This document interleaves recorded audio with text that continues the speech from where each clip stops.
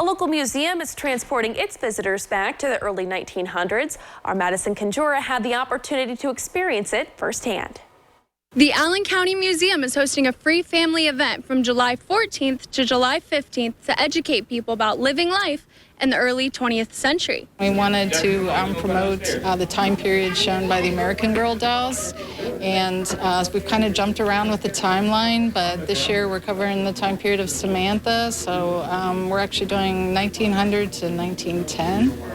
And my goal is that when you leave the museum campus after experiencing the event, you'll have a better appreciation for what life was like back then. The event had some notable guests, including historical figures like Teddy Roosevelt, the 26th President of the United States. Also in attendance were Harriet White Fisher and Harold Brooks, the first two people to travel around the world in a locomobile touring car back in 1909. She hired Harold to be her chauffeur and mechanic, and they went around the world, along with the butler, the maid, her mascot Honk Honk, a little dog, got a monkey, Billikens in India.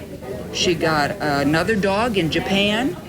And between Harold's mechanical abilities and my deep pockets, we made it, didn't we? We made it. Other features of the event included listening to period piece music, getting a feel for what it was like to arrive at Ellis Island as an immigrant, and taking part in a lesson in a one-room classroom where students were tasked to write using a nib pen and ink. We're teaching out of the McGuffey readers.